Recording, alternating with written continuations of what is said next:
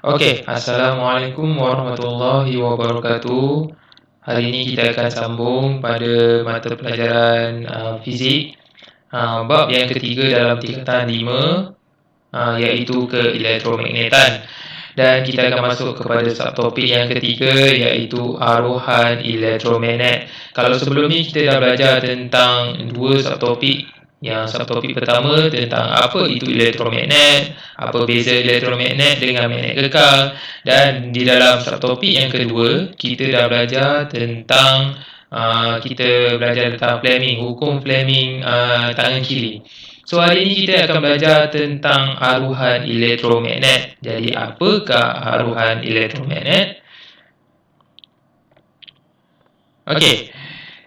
So definisi dia adalah penghasilan arus teraruh atau daya gerak elektrik teraruh tanpa menggunakan sebarang sumber elektrik dengan membuat gerakan relatif di antara konduktor atau magnet. Senangnya macam ni.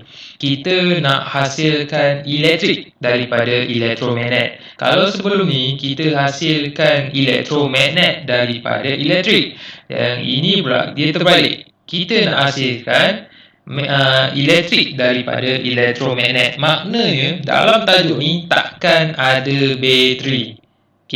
Sebab kita nak hasilkan elektrik, so kita tak perlukan bateri. Alright, so apa maksudnya penghasilan arus teraruh? Jadi daripada elektromagnet kita akan hasilkan arus. Arus yang terhasil tu nama dia adalah arus teraruh. So macam mana dia terjadi? So gerakan relatif di antara konduktor dengan medan magnet menyebab berlakunya pemotongan medan flux. Kalau kamu tanya apa itu flux, kita kata flux tu ada di dalam elektromagnet. Dia adalah garisan-garisan di dalam elektromagnet. Jadi bila berlakunya pemotongan atau kita letak sesuatu di tengah-tengah garisan elektromagnet, bila kita potong garisan tu akan terhasillah arus teraruh. Alright. So next. So apakah itu arus teraruh? Arus teraruh adalah arus di konduktor pembawa arus apabila wujud pergerakan relatif konduktor atau magnet. Maksudnya arus yang terhasil daripada pergerakan konduktor atau pergerakan magnet. Kita pilihlah. Kalau kita masukkan dawai di antara magnet, kita masukkan dawai di antara magnet, kita potong, kita gerakkan dawai itu pun boleh akan hasilkan arus. Tapi kalau kita nak letak dawai kat tengah, kemudian kita gerakkan magnet kat luar tu pun akan terhasil arus teraruh. Senang cerita, induced current ni ataupun arus teraruh ni adalah arus yang terhasil daripada magnet. Right? So, bila kita dah tahu kita dah ada arus, kita dah ada magnet, kita dah ada arah pergerakan. Maksudnya sekarang ni kita nak tahu arah pergerakan tu ke mana. Kalau sebelum ni kita guna hukum Fleming kiri, kita gunakan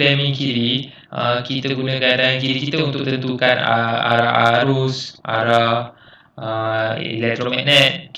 So kali ni kita tak ada bateri. Jadi kita tak ada arus yang kita tak ada arus yang kita bagi. Tapi kita ada arah arus.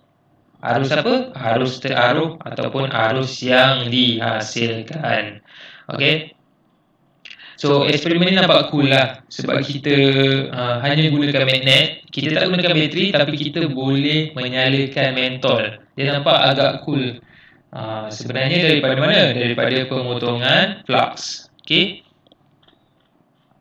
So bagaimanakah arus teraruh dihasilkan dalam dawai lurus dan solenoid? Kita tengok gambar ni.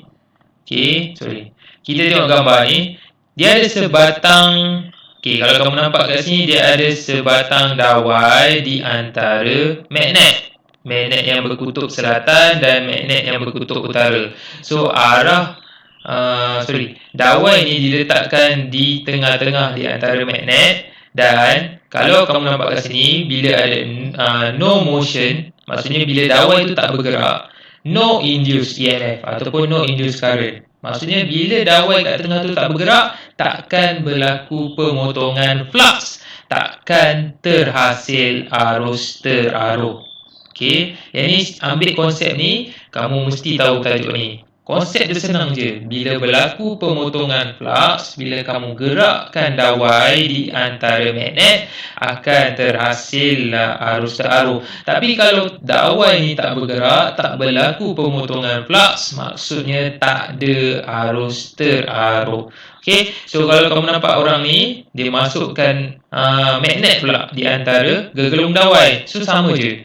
Kalau dia bawa keluar masuk magnet ni pun akan terhasil arus teraruh. Kalau yang ni dia keluar masuk dawai di antara magnet pun akan terhasil arus teraruh. Okey. So voltan terhasil apabila dawai lurus digerakkan merentasi medan magnet pada magnet kekal. So bila kita gerakkan dawai lurus, akan berlaku pemotongan flux, akan terhasillah arus teraruh. So macam mana nak tahu ada arus teraruh? Kita cocok dengan galvanometer atau kita sambung dengan galvanometer dan kita akan nampak jarum galvanometer ni akan terpesong kiri kanan. Kenapa dia ke kiri? Kenapa dia ke kanan?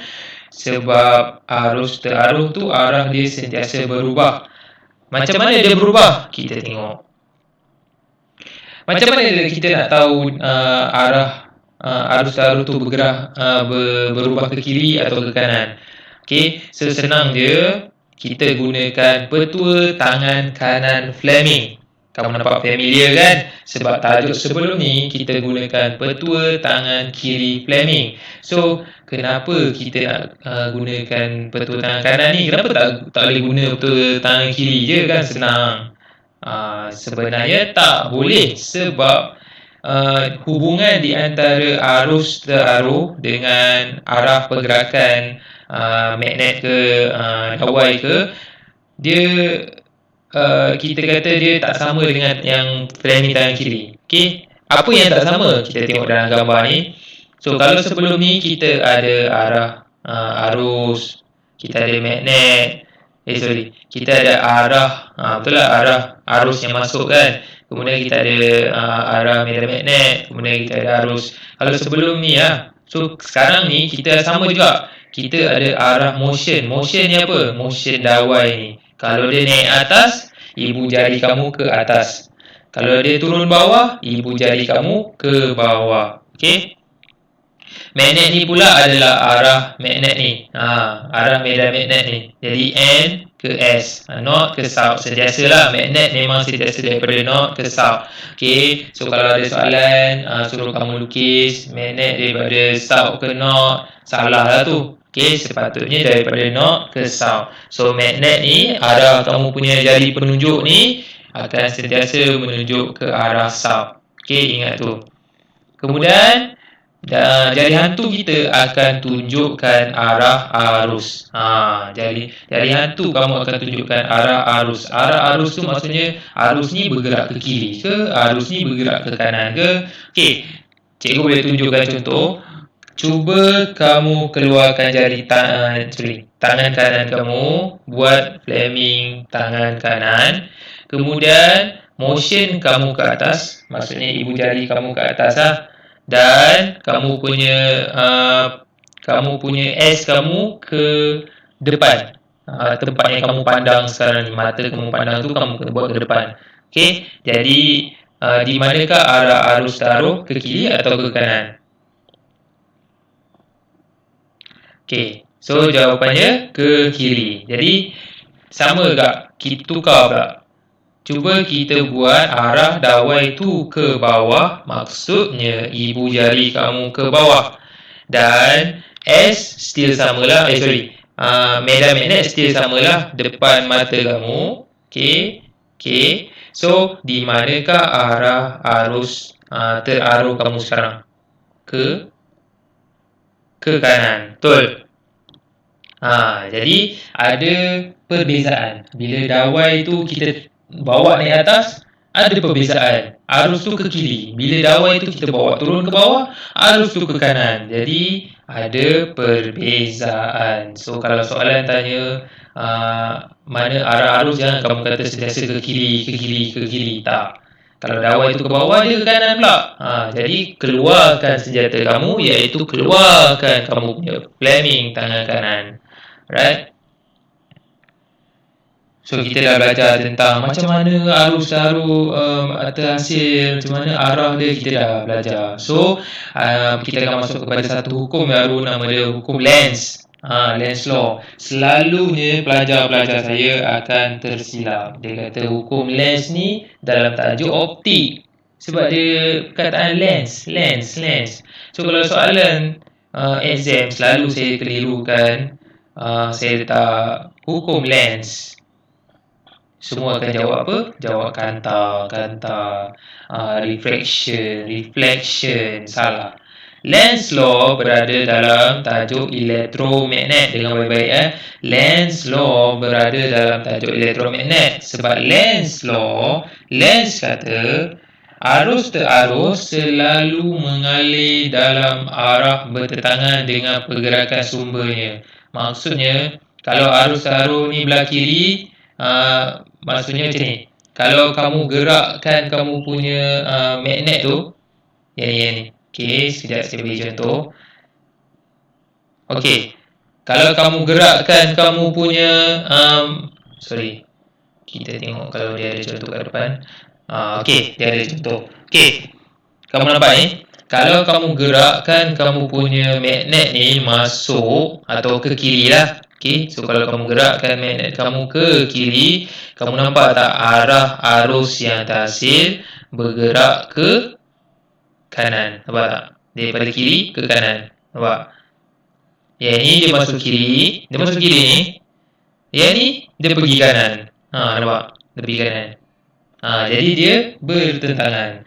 Bila yang ni masuk, arus ni ke kanan ataupun bila benda ni ke kiri, arus ni ke kanan. Bila benda ni ke kanan, arus ni pergi ke kiri, Pak. Nampak anak panah ni. Okay. So Lenz law cakap arus terarus selalu mengalir dalam arah bertentangan dengan pergerakan sumbernya. Kalau kita kata hubungan dia mestilah inversely lah. Kalau ke kiri dia ke kanan, kalau ke kanan dia ke kiri. Okay. Alright. Okay. So macam mana dia terhasil? Magnet kekal masuk dari solenoid dari arah kanan ke kiri. Arus terarus mengalir dari kiri ke kanan. Dia terbalik lah. Magnet bergerak keluar daripada solenoid dari arah kiri ke kanan. Arus terarus pula mengalir daripada kanan ke kiri. Dia takkan follow. Okay. Okay, kita try view video ni.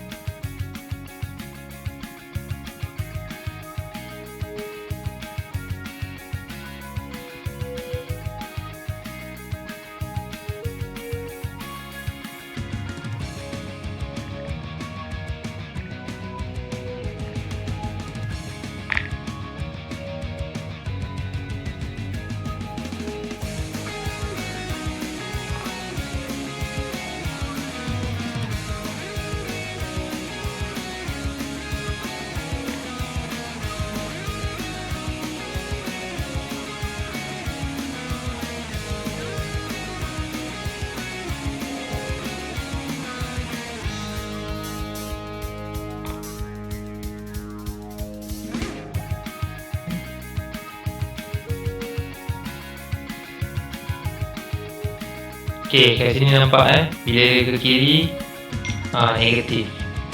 Kamu nampak bukan negatif tu maksud dia ke kiri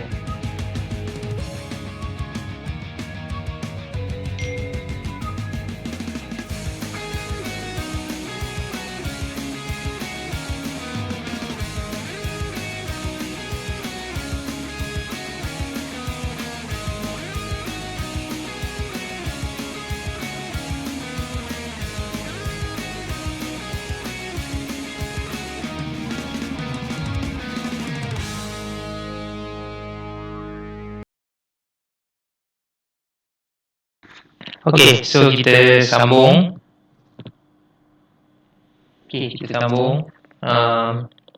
Kamu dah tengok video tu, kamu dah nampak dia punya arah tu sentiasa berubah. Okey, sekarang ni kita akan tengok faktor-faktor yang meningkatkan penghasilan arus taruh. Okey, kalau sebelum ni kita bincangkan tentang faktor-faktor yang meningkatkan kekuatan elektromagnet, sekarang kita akan bincang tentang faktor-faktor yang meningkatkan penghasilan arus taruh. Okey. Okey, so tadi kita ada hukum Lenz law. Sekarang kita akan belajar tentang hukum Faraday. Sebab hukum Faraday menerangkan tentang hubungan di antara magnitude arus taruh dengan kadar pemotongan flux magnet. Maksudnya, adakah semakin bertambah arus taruh, semakin bertambah pemotongan flux ke? So kita akan tengoklah. So, Faraday's law menyatakan bahawa magnitude arus taruh atau daya gerak elektrik, maksudnya arus taruh lah. Okay, kita ambil arus taruh tu. Magnitude arus taruh adalah berkadar terus dengan kadar perubahan sambungan flux. Maksudnya, semakin bertambah pemotongan flux, semakin bertambahlah penghasilan arus taruh. Sebab dia berkadar terus. Jadi betul lah. Sebab bila kita gerakkan dawai tu laju-laju, kita gerakkan banyak kali. Kita keluar, kita masuk, kita keluar, kita masuk, kita keluar, kita masuk. Cepat-cepat kita masuk kan. So, semakin bertambah arus yang akan terhasil. Kalau kita masuk tu macam tak makan setahun, slow masuk, keluar, masuk, keluar, masuk, keluar. Macam kamu lah nak masuk kelas cikgu. Nak masuk je nak keluar, nak masuk je lagi nak keluar bila tandas. So sama. Okay, so samalah. So bila kita keluar masuk dengan pantas, dengan laju, akan terhasillah arus taruh yang lebih tinggi. Yang inilah yang Faraday cakap. Jadi lepas ni, kalau orang cerita tentang hukum Faraday, kamu kena automatik terus tahu. Oh, hukum Faraday ni cakap hubungan antara arus taruh dengan pemotongan flux ni berkadar terus. So bila orang tanya lagi, Lenz law cakap apa? Kata. Salah. Okay, so Lenz law cakap apa? Lenz law cerita tentang apa tadi? Lenz law cerita tentang elektromagnet ataupun arus taruh yang dihasilkan. So, kita kena pantas, kita kena masuk dalam otak kamu apa law ni. Kadang dia mengelirukan. Jadi kamu kena ingatlah. Okay.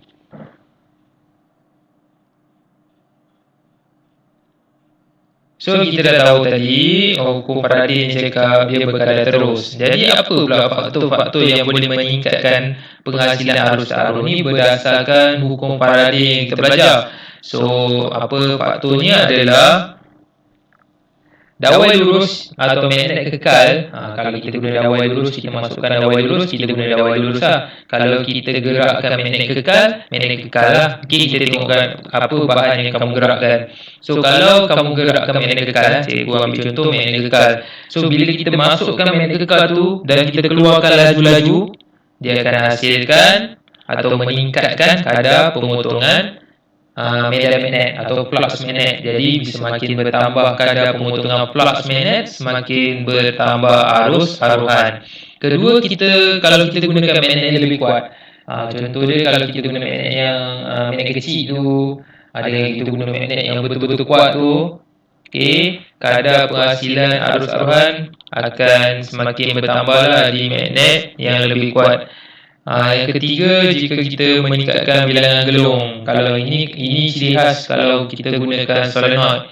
Kalau kita gunakan solenoid, kalau solenoid tu bilangan gelung dia lebih banyak, akan terhasil arus taruhan yang lebih kuat. Okay. So aplikasi ni kamu boleh baca. Yang pertama, perjalanan arus terus. Dia ada dua lah. Yang pertama ni arus terus. Yang kedua nanti kamu akan belajar tentang arus ulang alik. Apa beza dia arus terus dengan arus ulang alik ni? Kalau kamu tengok pada graf, kamu nampak arus terus ni dia punya arah satu arah je. Kalau arus ulang alik ni dia dua arah, dia pergi dan dia balik. Okay. Okey, yang ni pun kamu boleh study. Cikgu akan letakkan slide ni pada caption kat bawah. So, kamu boleh ambil lah. So, senang ceritanya macam ni lah. Dalam arus dalam arus terus sama jugalah, kamu mesti ada dua magnet kekal yang berlainan kutub, kemudian kamu ada satu dawai di tengah. So kita sentiasa pusing-pusingkan dawai tu. Dalam kedudukan A ataupun kedudukan menegak macam ni, ada tak pemotongan flux? Jawapan dia tiada. Jadi kalau tak ada pemotongan flux, maksudnya tak ada arus. Sebab tu jarum ni di tengah. Sebab tak ada arus. Ni galvanometer. So sebab tak ada arus, so jarum ni tak bergerak. Jarum ni stay kat tengah. So bila kita gerakkan jarum kamu pada arah 180 darjah ataupun flat, okay, akan berlaku pemotongan flux. Dan pemotongan flux ni berada pada maksimum. Maksudnya paling maksimum dia 180 darjah. So bila pemotongan medan flux maksimum, kan dia berkadar terus. So arus taruh juga akan menjadi maksimum. Dan benda ni akan memesongkan jarum galvanometer. Gunakan Fleming hukum tangan kanan, kamu akan dapat dia punya arah. Okay, negatif yang positif, galvanometer ke kanan. Yang ni kita dah belajar tadi. Okay. Kemudian bila dia kembali kepada 270 darjah ataupun dia kembali tegak balik, tak ada balik pemotongan medan magnet atau flux magnet, jadi tak ada balik arus aruhan. So dia jarum kembali ke tengah. Dan yang akhir sekali, bila dia berada pada kedudukan 360 darjah pula, okay, 360 darjah pula, akan berlaku pemotongan balik. Nilai arus aruh akan menjadi maksimum balik, dan akan memesongkan galvanometer seperti kedudukan ni lah. Okay. Okay, dan kamu akan nampak lah dia punya graf yang cikgu cakap tadi, bahasa graf lah. Bila dia tegak, dia kosong. Bila dia melintang, dia maksimum. Bila dia tegak balik, dia kosong. Bila dia melintang, dia maksimum balik. Bila dia tegak balik, dia kosong. So, dia punya jarum ni kamu nampak dia sentiasa ke kanan, ke kanan, ke kanan, ke kanan, ke kanan. Sebab apa dia ke kanan, kanan, kanan, kanan, kanan? Sebab yang ni adalah arus terus. Dia ada satu arah saja. Okay? Kemudian kita ada arus ulang alik. Arus ulang alik ni cikgu cerita, dia sentiasa ke kanan, dia ke kiri, ataupun dia ke atas, dia ke bawah. Okay? So pada sudut kosong 180, 360. Ni pada sudut yang kosong ni macam ni. Kosong ni tegak, 90 ni melintang, 180 tegak balik, 270 dia melintang balik, 360 dia tegak balik. Okay, so pada sudut yang kosong 180, 360 ataupun pada kedudukan menegak lah, okay, takkan berlaku pemotongan medan magnet. Nilai arus teraruh adalah kosong. Okay, nilai arus taruh adalah kosong. Pada sudut 90 dan 270 darjah, maksudnya dia pusing 90, betul pusing 270 pula, dia berada pada kedudukan melintang, akan berlaku pemotongan flux magnet yang maksimum dan nilai arus taruh akan positif pada 90. Sebab apa dia positif pada 90? Sebab ikut hukum tangan kanan kamu lah. Okay, bila dia pergi ke kanan, arus magnet kamu akan pergi ke arus aruhan kamu akan pergi ke kiri. Ni sama lah. Bila daripada tegak dia ke kanan, arus aruhan kamu akan pergi ke kiri sebab dia sentiasa berlawanan yang kita belajar tadi. So bila dia daripada kanan dia pergi kiri pula, arus aruhan kamu akan bergerak ke kanan. Sebab tu kat 90 ni dia positif, dekat 270 dia jadi negatif. Okay. Dan kemudian kita ada beberapa lagi lah. Yang ni kamu boleh baca. Okay, yang kamu boleh baca sendirilah. Yang ini adalah aplikasi-aplikasi arus aruhan yang lain. Okay, kita try tengok video ni.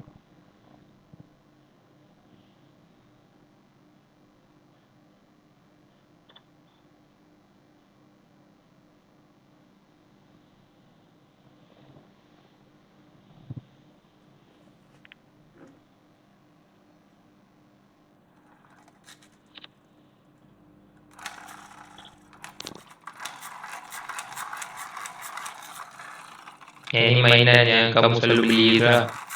Okay, dia tak gunakan bateri tapi dia boleh menyalakan. Kalau kamu nampak kat tengah tu, dia ada magnet dalam tu.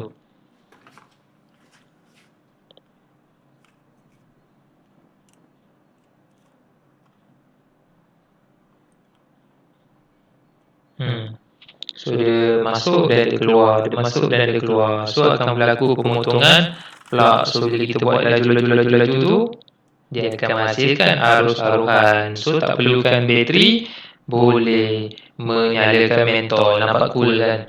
Physics memang cool.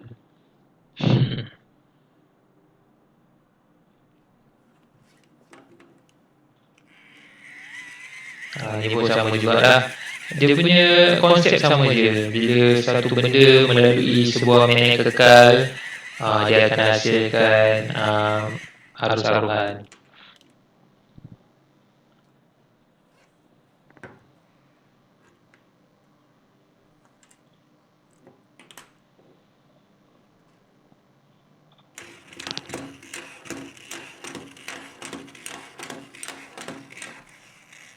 Terbalik pula, dia jabut mentol, dia letak bateri, pistol dia pula bergerak.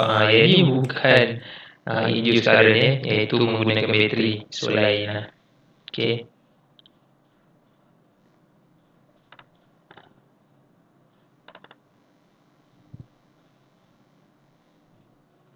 So teknologi masa depan ni, tengoklah. Okay. Buat hiburan kamu di rumah yang stres.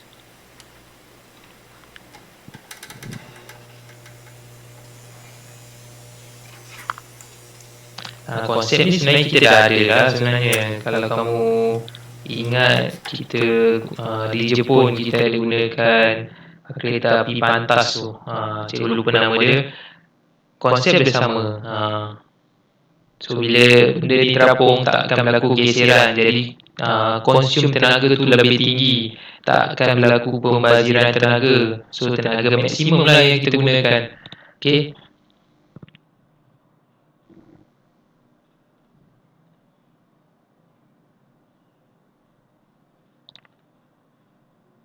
So yang ni perbezaan lah di antara arus terus dengan arus ulang alik. Kalau simbol yang macam ni, kamu kata dia bateri. Betul lah, bateri adalah sumber arus terus.